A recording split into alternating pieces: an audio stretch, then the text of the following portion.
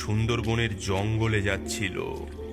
আমরা ভেবেছিলাম এটা একটা মজার অ্যাডভেঞ্চার হবে। আমাদের জন্য কি ভয়াবহতা অপেক্ষা করছিল তা আমাদের ধারণা ছিল না। রামু, তাড়াতাড়ি পা চালা রে। আরে ভবেশ, আজকে কোন দিকটাতে যাবি? আরে ষষ্ঠীদা, ওই দক্ষিণ দিকটাতে চলো না। হ্যাঁ হ্যাঁ, চ বাড়িতে ফিরে আজকে একটু ঘুম দেওয়া যাবে খুনি। সেই বেশ খাসা কথা বলেছো।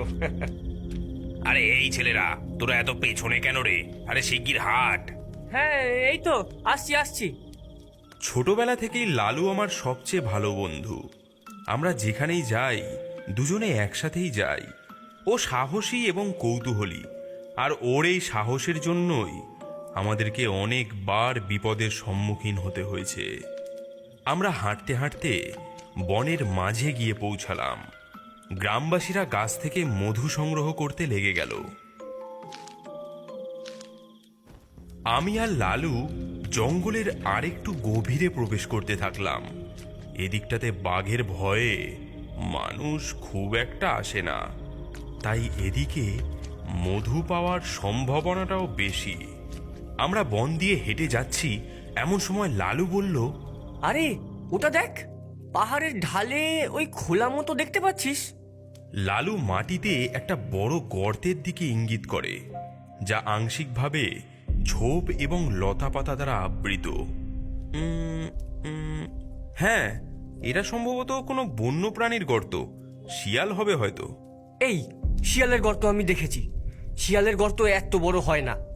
এটা নিশ্চয়ই কোনো গুহা, আর এই গুহার মধ্যে কোনো মূল্যবান কিছুও তো থাকতে পারে। তুই কি পাগল হয়েছিস? আমাদের এখন দলের সঙ্গে থাকার কথা, কিন্তু আমরা দল থেকে অনেকটাই দূরে চলে এসেছি। তার উপর আবার ওই গুহার মধ্যে যেতে বলছিস। তুই এত ভীতু কেন রে?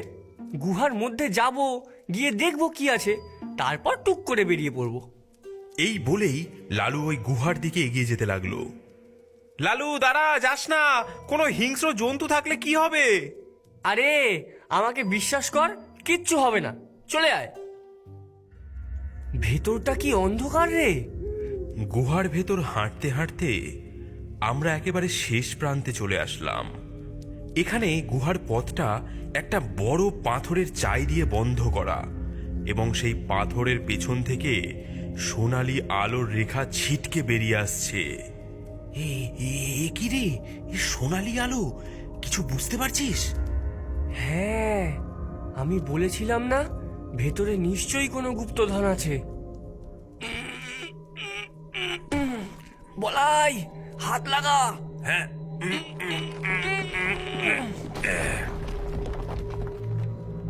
ভেতরে তো সাপও থাকতে পারে রে। ভেতরে কি আছে সেটা দেখার একমাত্র উপায় আমাদের ভেতরে প্রবেশ করা।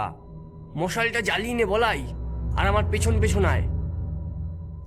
এটাই ছিল আমাদের জীবনের সবচেয়ে বড় ভুল। আমাদের কখনোই ওই গুহাতে প্রবেশ করা উচিত হয়নি। ভেতরে কি ছিল তা আমাদের কখনোই দেখা উচিত হয়নি। আমাদের কখনোই মূর্তি ও তার অনুগামীদের বিরক্ত করা উচিত হয়নি। এরপর আমি আর লালু একটা বড় গুহায় প্রবেশ করলাম। আমাদের মনে হচ্ছিল আমরা যেন আলিবাবা 40 চোরের গুপ্তধনের ভাণ্ডারের খোঁজ পেয়ে গেছি। আমরা দেখলাম চারিপাশে বড় বড় সিন্ধুকে ভরা সোনার মুদ্রা এবং অলংকার ঝলমল করছে। কত বড় বড় দানবের মতো জীবের সোনার মূর্তি। গুহার মাঝে একটি পাথরের বেদির উপর একটি ভীষণ বিশ্রী এবং কুৎসিত মূর্তি। মূর্তিটির যেন